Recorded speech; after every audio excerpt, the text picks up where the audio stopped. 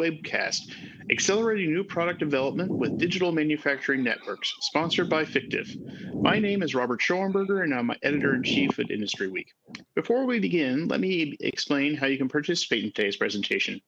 First, if at any time you are having audio difficulties or slides are not advancing, simply hit your F5 key to refresh your webcast console. If you are running pop-up blocking software, you will need to disable it to view the webinar. If you have any technical difficulties during today's session, please press the !help button in the upper right corner to receive assistance in solving common issues. This webinar technology allows you to resize the presentation by clicking the maximize icon in the upper right corner to enlarge your window. We welcome your questions during today's event. To submit your questions, simply type your question into the Ask a Question window on the left side of your screen and then hit the Submit button. We'll be answering as many questions as possible during the Q&A session that will follow the main presentation, but please feel free to send your questions in at any time and we'll add them to the queue. Please also be aware that today's session is being recorded and will be available on the IndustryWeek website within the next day for you to review. You'll be notified by email when the archive is available. When the webinar ends, please take a moment to complete the feedback form that will appear on your screen. I would now like to welcome today's speaker. Joanne Moretti is Chief Revenue Officer of Fictiv. In this role, Joanne leads revenue generation initiatives and go-to-market plans to capture new business and global partnerships. With 32 years of experience in the banking, high-tech, and manufacturing industries, she most recently sat on the board of DecisionLink as her CMO. Joanne has also served as Senior Vice President and CMO at Jabil, a Fortune 200 manufacturing company, as well as holding sales and marketing roles at HP, Dell, and CA. With that, welcome, Joanne. The floor is yours. Thank you so much, Robert, and thanks for having me on this show today. I am so pleased to be here to share what we're seeing in the market relative to this new theme of digital manufacturing and on-demand manufacturing and how it can help companies become better, more efficient, faster. I have some case studies that I want to review. So we'll start with just a little bit more on my background. So I've kind of been on all sides of the supply chain, from HP, Dell, Jabil, and now at Fictiv. And what I really loved, was taking that sort of software background that I started with, software engineering, and then moving over to the hardware side and then the manufacturing side to see how things were really done behind the scenes and how products got made. Conceived and made, to be honest, because I worked with both the design and the development groups, as well as the manufacturing and supply chain teams at Jabil. So brought all of that good stuff to Fictiv, which is this perfect blend of software and hardware and all of these things and people, great people coming together. So I'm pretty excited to share what we're seeing, first of all, is some of the trends that are driving the move towards digital manufacturing, but also case studies and how people are utilizing and the kind of speed that they're getting and the benefits that they're getting. So why don't we move to the next slide?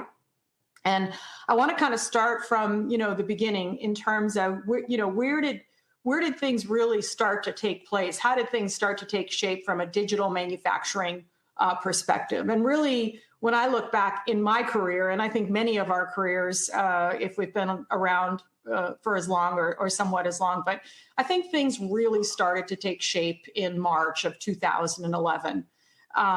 That's when obviously Japan suffered a huge tsunami, but along with, the people tragedy and just the geography and what happened there, I think the businesses that were also affected was quite tragic. Recovering from that from a supply chain perspective was just a monumental task for everyone. It was still very spreadsheet based. It was still very manually intensive. Understanding how your supply chain was affected was difficult and arduous. It took a toll on everything. Some companies took days to recover. Some companies took weeks to recover. Other companies took years, and some didn't recover at all. So the impact of March 2011, I think, was really the key driver of, going more digital and understanding supply chains and how they were moving in the world and how to sort of fail over from some of these risks that could potentially take place. And from there, if you want to go to the next slide, really, it was just kind of a litany of, things that took place, everything from sort of trade wars to pandemics. You see the guys playing hockey in front of the trucks to, trucking protests and routes being shut down or closed off to congested ports. I mean, it's just been one thing after another. It really has. And it's been so difficult to move products. So not only is it difficult to develop them, it's difficult to move them once they're made and need to be distributed. And so all of these things brought along different types of pressures, things from, material scarcity to the price of freight costs to IP and IP security risks. Just planning was a nightmare and trying to figure out how you were going to plan for everything that you needed to do. And then what was happening with the technology world is that all this technology was advancing or is advancing so quickly that user expectations or consumer expectations are rising and the barriers to entry are sort of dropping. And so for anyone building a product, it's really difficult to make everyone happy and to do it with all of these things happening in the background. So next slide. Basically, hardware innovation is really hard from a supply chain perspective. Next slide. But what's also really difficult is productivity issues and some of the productivity issues that we're facing.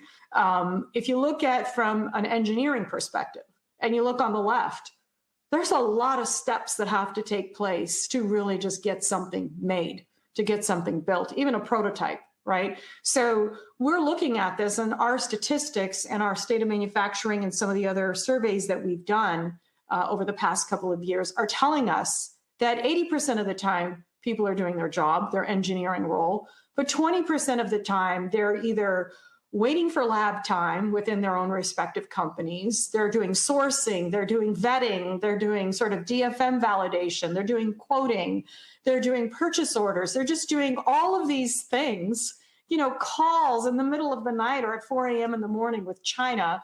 There's just so many administrative tasks. We think it's actually more than 20%, but let's just be fair and say 20% of an engineer's time, especially in the NPD, NPI stages, are spent doing tasks that are not engineering.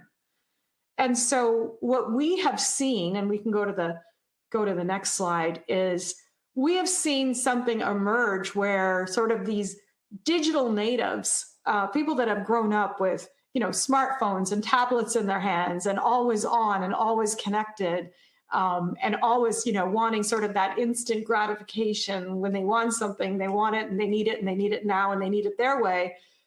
We've seen them looking for alternatives and finding those alternatives, finding places where you can, design, build, develop, get DFM feedback and produce all in one go, right? With a few clicks instead of going through all of those steps. So a much more sort of streamlined workflow, if you will, maybe even completely disrupted workflow as far as getting your job done with the sort of advent of these digital manufacturing platforms. So we're one of the companies that believe in this sort of way of doing work. And in fact, our founders, I'll just switch over to our founders and our vision for a second. Our founders are so ambitious about sort of reducing all these cycle times to get things built and unlocking, innovators' potential to innovate and to move faster and to get more things done, that our vision at Fictiv and our founders' vision has been to build hardware at the speed of software. So the two guys that built the company, Dave and Nate Evans, the co-founders, CEO and CXO respectively, really had this whole vision about how can we help people get through some of these supply chain challenges and get through some of these productivity issues, right? And get what they need faster so that they can build hardware almost at the speed of software. That was the dream. That was the goal. And so what they have been putting together over the last few years is a platform where you can do just that, where you can build hardware at 100 times the speed and a tenth the cost. where you don't have to run around in circles and try to find and source and vet and bring suppliers on board and all of those headaches. Where if you're a supply chain manager, you don't have to manage thousands of suppliers to get that built-in resiliency. You can really turn to sort of one place to get what you need. That was the dream of Fictiv, is that sort of operating system for global manufacturing being packaged up and brought to our end users' fingertips, whether they're engineers or supply chain managers, just bringing that whole world of manufacturing to your doorstep. So all of those extra steps and all of that friction is removed, and things can be built better and faster. And we've had incredible success at this. We started with, kind of do-it-yourselfers, and we've quickly evolved to enterprises of all sizes, startups as well as large enterprises, really coming into our platform to get things at these high speeds, but ensure that the quality is met. And I'll talk about quality in a little bit. But what was really the motivating factor was Dave, finished his studies at Stanford, went over to, he was a mechanical engineer studying mechanical engineering, went to Ford and realized, hey, it was hard to build hardware and that there was a better way. So that's kind of how our whole vision came together, how the platform came together. And to be honest with you, 21 million parts to date, 3,100 customers served of varying sizes, as I've said. This vision is coming to life. People are seeing the speed and the efficiency and the quality all being delivered sort of without compromise. So that, that's how this vision came about, was to give these sort of digital natives a better way, a disruptive way to get work done and to get products built. And so the platform, if you want to go to the next slide, is really comprised of a few different things. The platform is really comprised of, we call the 3 Ps. And, we do believe that digital transformation is about technology, but it's more than technology. We think that there's processes and people, and our partner ecosystem is really, really a big part of building this digital manufacturing platform, if you will. They all come together. It's not just about cloud or AI, although those are key pieces of the platform and the software platform, but it's also about having access to 250 highly vetted manufacturing partners all over the globe, so that you have this variety and choice, and you have the resiliency built into the system from a supply chain disruption perspective. But you also have quality, because these partners that we select to come into this network and then orchestrate for you on your behalf are really, again, we focus on quality, and they need to meet certain on time, what we call in full quality and speed levels. So we're managing this whole, or orchestrating this whole flow of information and flow of materials to create these faster workflows for you. And to ensure the quality and the speed, we have our people. We have a couple of different types of engineers. We'll have people on the ground. And so we're not a marketplace, right? We are not a marketplace.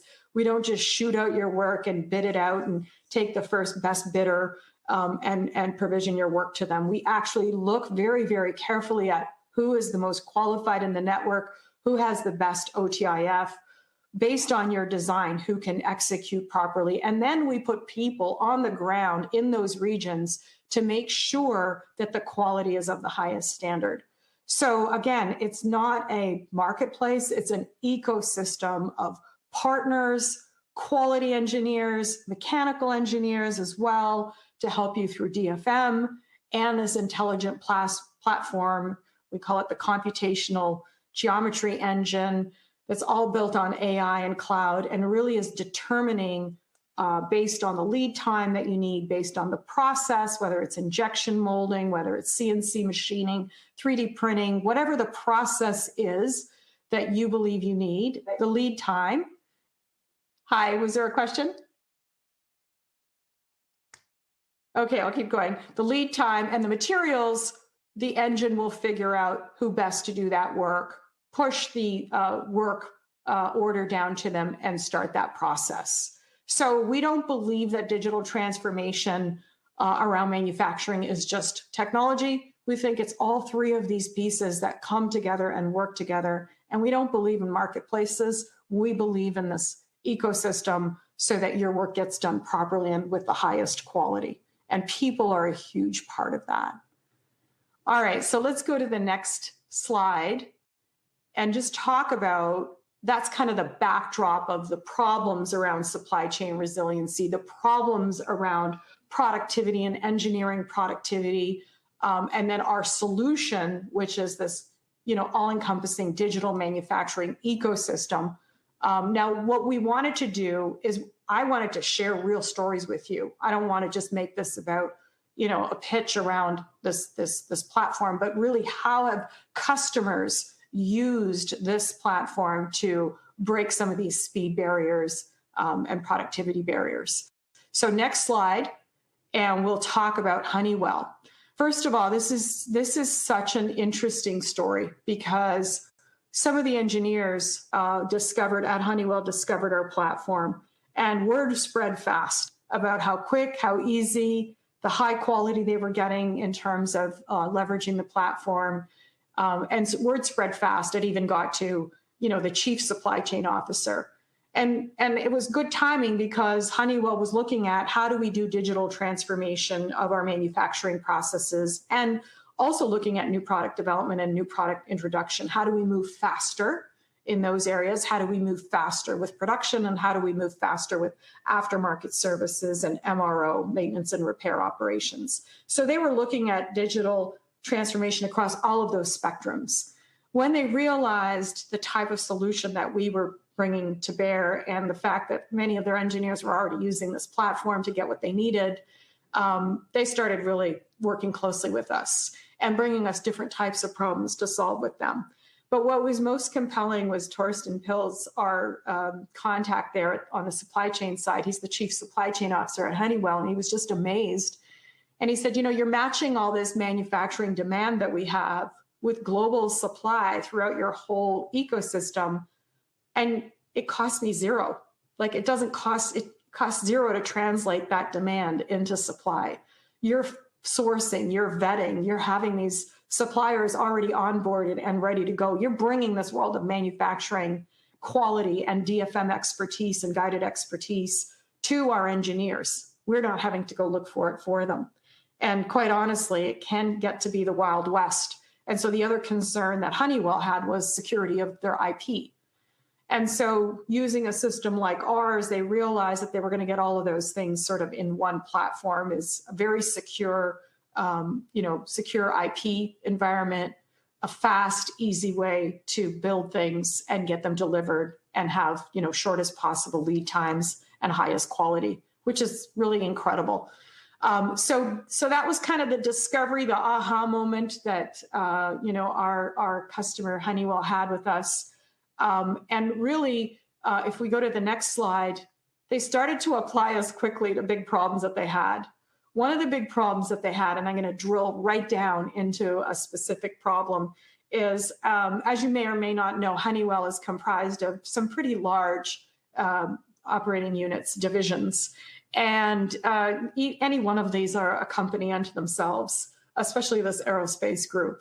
Within the aerospace group, there are 3 business units. And within one of those business units, the commercial aviation aftermarket group was having a very specific issue. And it was a specific issue with this auxiliary power unit that they were having a problem with. So let's go to the next slide. So let's talk about this problem. The situation was that these power units are used on aircraft, commercial aircraft. And if you've ever sat in an aircraft and you've heard them sort of powering on and powering off the airplane, sometimes there's this sort of scent or odor that comes off of this power on, power off, and it comes off of this auxiliary power unit. And it smells like, kind of smells like oil burning. And so that wasn't a good experience, not for the airlines that were buying these power units from Honeywell, not for the passengers. So the customer and then the end customer were not having a good customer experience. Let's put it that way. And so an engineering change had to be done, and it had to be done pretty immediately. So where we thought we could apply, to this particular use case, where we thought we could apply Fictiv is, if you go to the next slide, you'll take a look and you'll see the Fictiv difference, and applying Fictiv to this particular engineering change, what normally would have taken them, 7 months to do, they crunched down in 6 weeks. And we had calls from executives of this business unit saying, you've got to help us with this. We've got to move faster.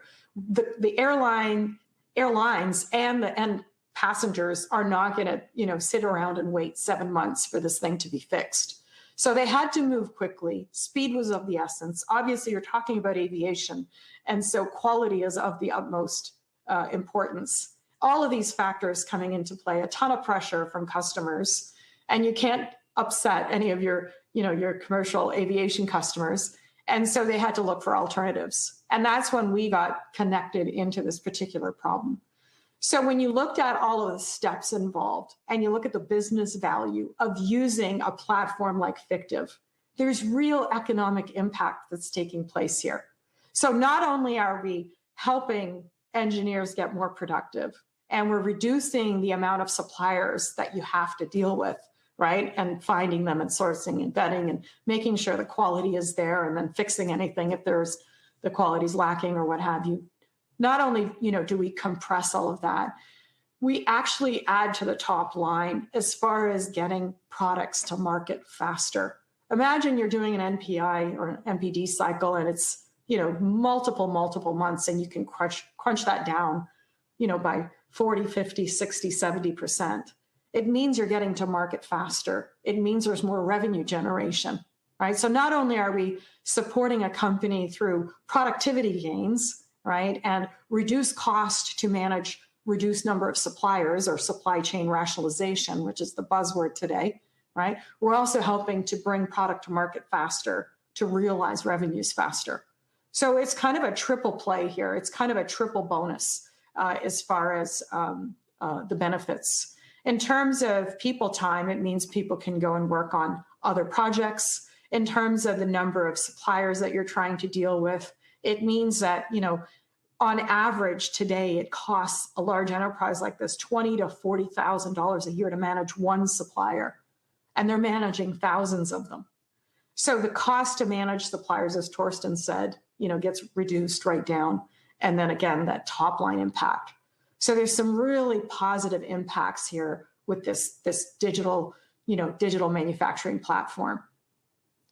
So next slide, and this goes back to the productivity comments. You're moving along at a certain pace and a certain timeline, and you're moving along and have your usual schedule of activities and launches and things that you're planning on doing.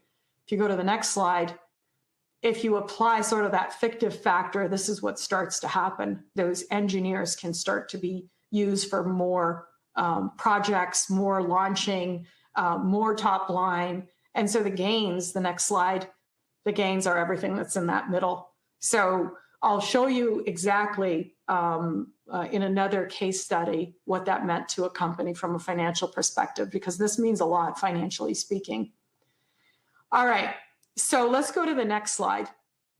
So what happens from a productivity standpoint? What is that gain?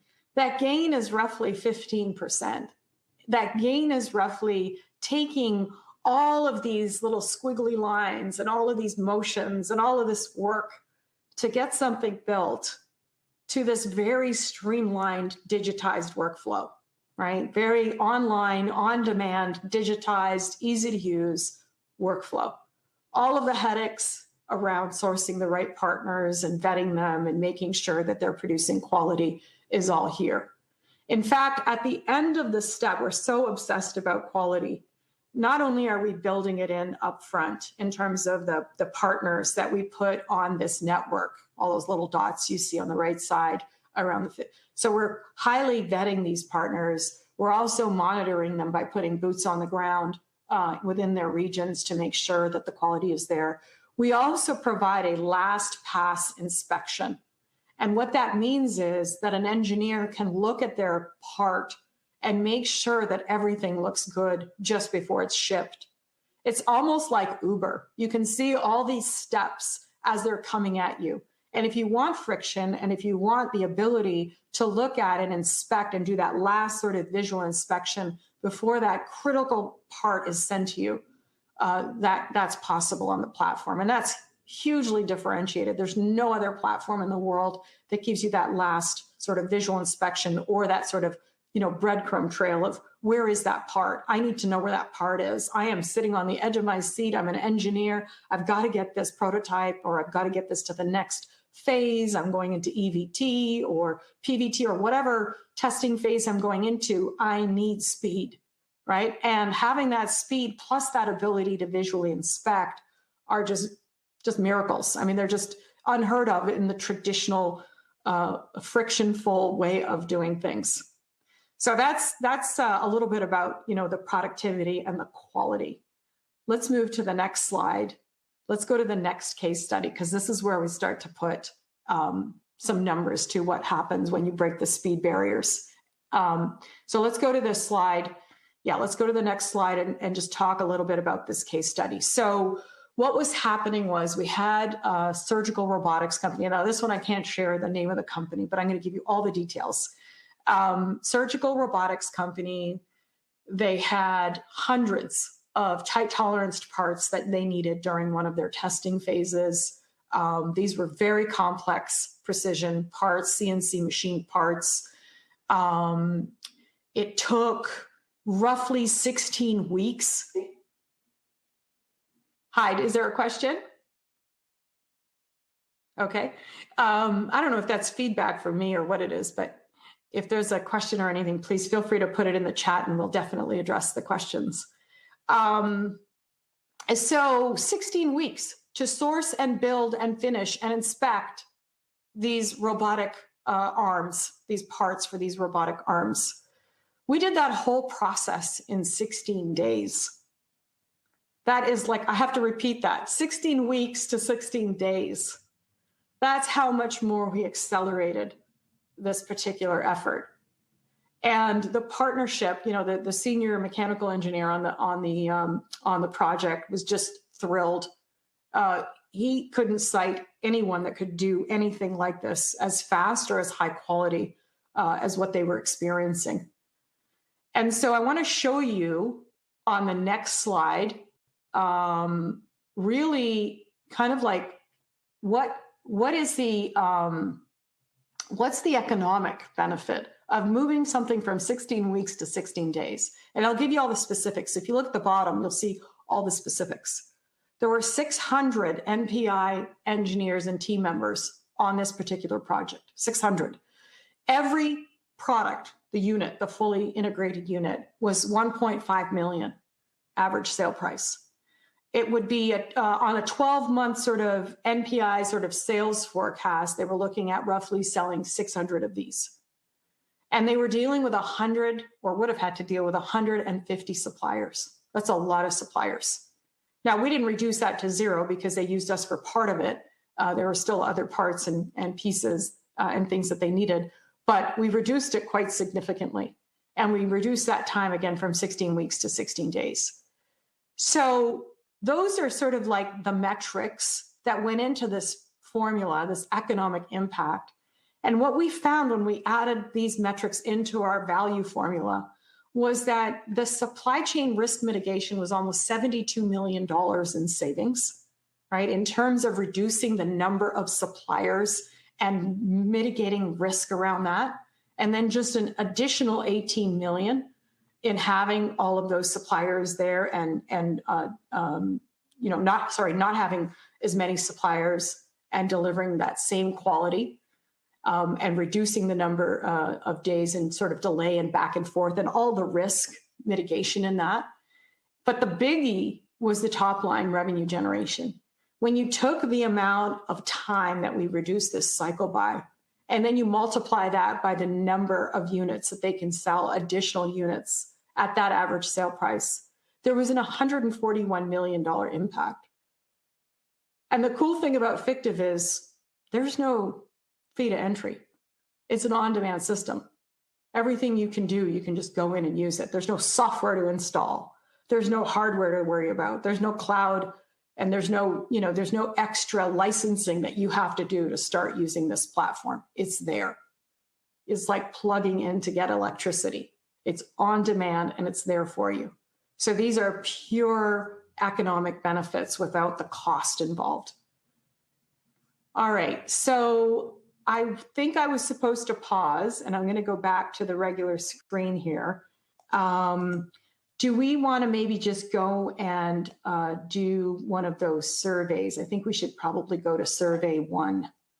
Yeah, that one. So you've heard a little bit about some of the challenges. You've heard a little bit about some of the, the couple of case studies. What I'd love to know is if your company's evaluating technology like this, or if there's some digital natives already in your company that are using things like this. But sort of what's your take on, is your company evaluating technology like this? And if we could see some of your thoughts on that. We've got 42 people out there. I'm so curious to see, because that's a good survey size.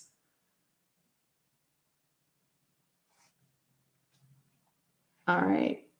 How long? Oh, there we go. Okay. So you've got yes, no, but we should. No, we already have appropriate solutions. No, we do not. Wow. Okay. It's filling in here.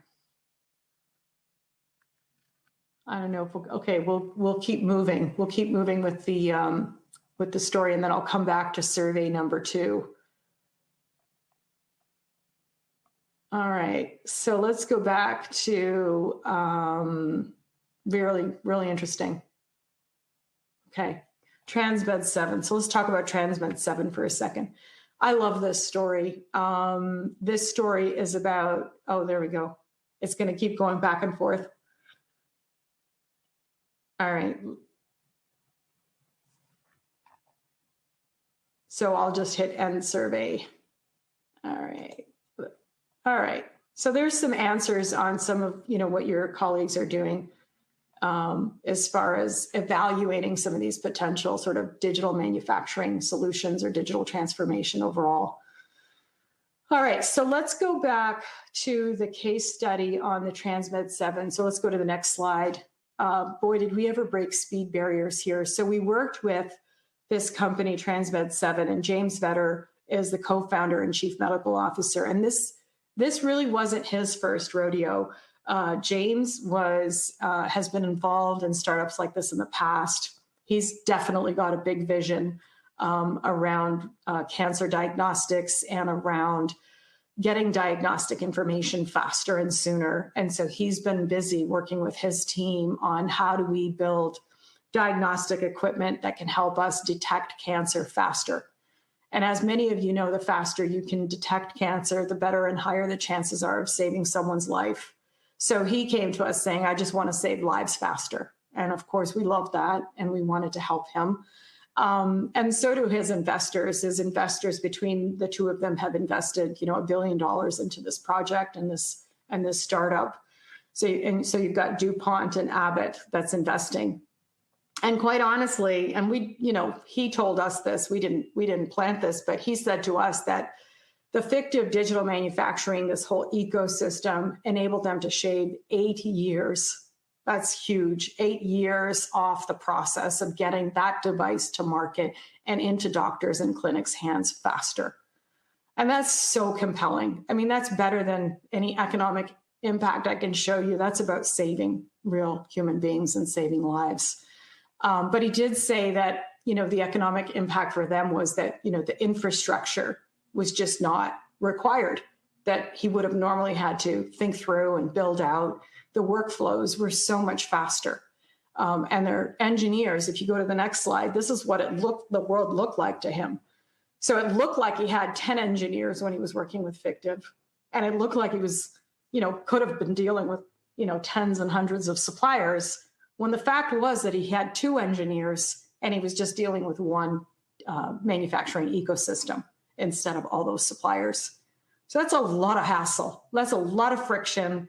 And that's a lot of, removed and then a lot of time saved and productivity. When you feel like your engineers are more than doubled and your supply chain is streamlined in there. I've had so many calls from engineering leaders and business leaders that have said, with COVID, their whole supply chain got blown up. And that's not a good place to be in when investors are breathing down your neck, wanting to know when you're going to launch your product. So I think the benefit here is just giving them that certainty that there is a supply chain that they can rely on and suppliers, and the quality is there. And we just enjoyed our time working with Dr. James and his whole team. It was so gratifying. So if we go to the next slide, and actually you can skip that and go to the next thing. And we know that cloud and AI are, the things, and 10 years ago, cloud, AI, big data, those were all the big things in IT. And I think what Dave and Nate really tried to do was take all those principles and build them into a platform like this so that we could bring all of that virtualization, that benefit of, just like we have with, DevOps and with virtualizing compute, storage, networking on the IT side. Why can't we do that with manufacturing? And that's exactly what we did. We put all of these technologies to work really hard in our platform. So we sit on a cloud. We leverage AI to look at and examine all of the features in your parts and in your products to help you with this design for manufacturability feedback that we provide our customers. We put all this big data to use to understand, how we can provision the work out better and make sure that we're sending work out to the best possible partners. So we're putting all this technology to work just like we did in the cloud days. It's not different than that. It's exactly what happened with all of the same benefits, particularly CapEx benefits. So finance people love the use of platforms like this as well, obviously. I have one more case study to share with you, and then maybe we'll look at some questions, do some questions and answers. But this is an internal case study. So how does Fictiv, on Fictiv really help make agility possible? We're dealing with hundreds, if not thousands, of orders a day from our customers, and we run into some of the same, challenges and things like that. But because of the way our manufacturing ecosystem is built and the technology that goes into it, what we really are able to do is pivot very quickly when some of these world issues, these global issues come to light. And so if you want to go to the next slide, I don't know if you all remember, but back in February, earlier this year, Shenzhen called another lockdown. And so, of course, we have manufacturing partners in China. We have partners here in the US. We have partners in India. We're really dispersing, and distributing our manufacturing capabilities and capacity around the globe to make sure we can provide our customers with that agility and that speed. But we did have a large chunk of work going on in February at the time of the lockdown. And so when something like that happens, if you go to the next slide, whether you're me or Fictiv or whoever you are, if there's a disruption, you have one of two choices. You can kind of simply just wait and pay some of those, costs per day and feel some of that, competitive disadvantage that you're going to run into, or the revenue backlog, because you obviously can't book revenue if you haven't shipped product, or just, the pain from some of the customer experiences that are going on, frustrated customers calling your service center, asking where their products are, and trying to explain to them that things are tied up. So all of those things happen when you just wait. The other thing you can do is pivot and try to, stand up and find other partners and get your work done that way. And that means you're going to, dip into all that working capital and use it on things other than innovation. And whether you're a startup or a large enterprise, you just don't want to spend your money that way if you don't have to.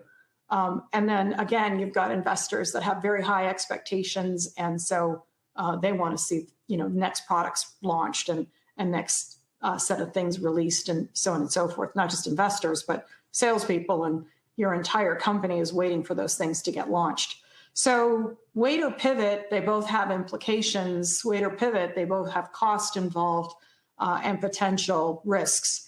So what we were able to do for ourselves and our customers obviously enjoyed this benefit. If you go to the next slide, is we were able to take, there were roughly 249 orders on our system at that point that had been provisioned out to some of our manufacturing partners in China. We were able to take those and reroute those and provision those to other manufacturing partners and do so pretty quickly, like within minutes. And all of that done within, less than a day. About a third of our overall orders for that day were moved, and 99% of the orders that we were working on were done on time in full. In other words, our end customers had no idea anything had happened.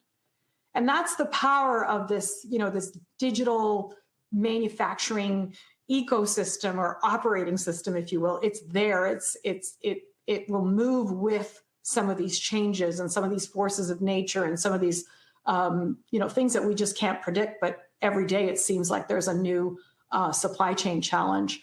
So from a just to summarize, from a productivity standpoint, from a supply chain resiliency and agility standpoint, from a cost standpoint, time to market standpoint, and additional sort of top line impacts, there's just a ton of great reasons for folks to look at, these alternative sourcing environments, alternative places where you can get your work done. And that's, I think the beauty of digital and the beauty of, providing a service like this, not to mention the transparency. And again, going back to the point on transparency, being able to see where your work is and having some peace of mind around where work is done, and then all of the data around that. So that's the Fictiv. If you want to go to the last slide, that's sort of the Fictiv story. And that's how, and we're striving every day to make this vision more and more of a reality. But we are striving to help you build hardware at the speed of software and with the transparency and agility and all of those benefits that software also delivers.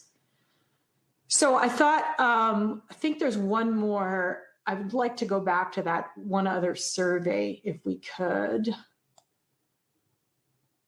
Let's just see if I can do it. Oh, there it is. Okay. So just so we get some stats and facts on this, how much time sort of would you estimate a typical engineer is spending on sort of all of that administrative work, would you say, in their efforts? If you could answer that. And then we're going to start looking at the queue to see what kind of questions we have from the audience. All right. Oh, by the way, at the end of the presentation, and you can request a copy of it, there's 3 more case studies that you can look at. One is Gecko Robotics, another is Quip, and another is Lyft. So please help yourself to this presentation deck. Hi, this is Robert. Just a reminder, if you do want to add a question to the queue, it's the question mark. It is the ask a question panel on the left side of your screen. Go ahead and enter that, and we'll get to as many questions in the queue as we have time for.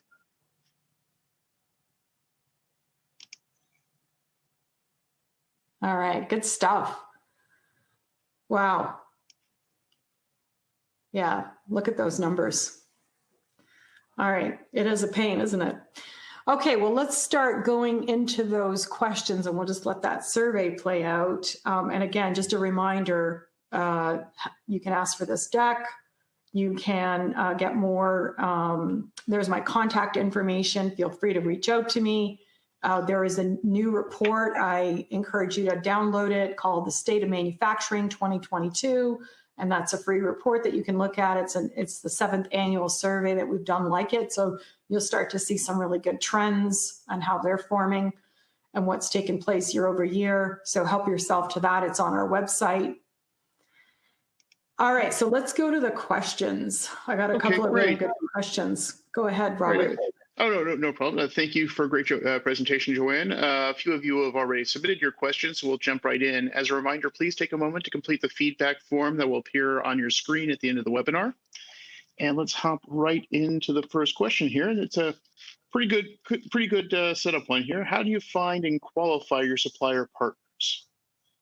Yeah, so we have a team of people. As I mentioned, we have the boots on the ground folks that are constantly just monitoring activity, but to bring them on board to sort of vet them before, there's a number of things that we go through, both information security wise as well as physical security wise, because IP security is so important to us. And we do have our SOC 2 Type 2 compliance certification. So that's really important about how your data is protected. So we look at data, we look at the quality of the work and the certifications that they have. We run test runs. So we do a number of test runs with them. And then if we think they're good to come onto the network and have the capabilities and the capacity in terms of the number of machines, the number of programmers, all of those things, we go through our sort of vetting checklist, then we will bring them onto the network. But it doesn't end there. We're constantly monitoring what I said, the OTIF sort of standard that we have, on time in full. And we're shooting for very high 90s for on time in full. And if they're not on time in full, we generally take people off the network. So we'll exit them from the network if we start to see any discrepancies in terms of the standards that we set and that our customers expect. So it's not a one-time thing. Quality for us is an ongoing vetting and managing and monitoring process. I've seen over the years, I've seen a lot of these kind of matchmaker services that just kind of, oh, you have a project, you have a capability, let's put you together. That those have had varying levels of success, but that idea of having someone to go through and vet and really understand the quality, which brings up the next question. You talk about the vetted partner network. How are you measuring your partners for quality? Like I said, the first bit of quality happens right at the beginning. The second is we have boots on the ground, quality engineers in region where we're constantly monitoring quality. And doing quality inspections as well as parts are shipped. And then there's visual inspections. That is a unique feature to the Fictiv platform where people can take a look at their parts in sort of three-dimensional photographs, and they can say, hey, I need this looked at, or have an interaction with us online. And so there's ample sort of touch points in the process where people can look at quality and make sure that it's there. Great. Thank you. You mentioned design for manufacturing. Is your DFM check manual, or are you using software to complete this? That's a great question. Remember the 3 Ps of the platform. It's people, it's partners, and it's the platform itself, the technology platform itself. People and the platform work together. So the initial inspection for DFM is done through our AI-backed enabled engine, our computational geometry engine. We examine the part fully, so we do a full scan of it when the CAD diagram is loaded up. We'll also look at drawings. We're the only platform, I think, out there today that looks at your 2D drawings as well and brings those 2 pieces together. We inspect every single feature that's on that part, and then we provide machine-generated feedback. If the person, the user, is looking at it, the engineer says, I have a question about that. I want to talk to a human being. At that point, a human being can come onto the platform and work iteratively with the engineer so that there's a back and forth iteration on the DFM. And our engineers, human beings, can actually interact with human beings. That's another big difference with our platform. We're constantly working with our customers very closely, especially in some of those high pressure, launches that have to take place or important sort of milestones that have to take place. So you can get machine generated feedback. You can also get human touch and some back and forth with our engineers. It's interesting. It kind of fits in some of the latest research in the computer science world. The thought that complete AI could make these decisions turns out that Machine learning AI coupled with some actual human judgment seems to be much better at getting to the truth of a lot of these things than AI alone. So that's the approach it looks like you're taking here. Really That's interesting exactly stuff right. these days. That's what we believe in. That's right. Next question here, is ISO compliance a requirement for initial qualification? Yes, it is. Yeah. Thanks for asking. Yep. Always good to have reliable standards. All right. Let's see. Efficiency gains are important for my team. How does the platform really give my engineers time back? Yeah, I think that what we're trying to do is cut out all, as I mentioned, and that one slide has that figure with the 80 and the 95. I think what we're really doing at the heart of it is giving time back through sort of cutting out all of the manual steps and processes and managing emails and spreadsheets and Slack messages and Jira messages or whatever systems you're using to manage that workflow, that new product development, introduction, testing, wherever you are in that product life cycle, rather than having you go out and find all the things you need. You can just go to the platform and engage with the platform and engage with our people instead of trying to do an RFP where you have to get 3 bids from multiple players and go through all of those steps, which take so much time. So I think the productivity is in the workflow, is in the streamlining of that workflow and really crunching it down, really compressing all that time down. Yep. Yeah. All right. The next question here is, how do I get access to the platform, and what does it cost?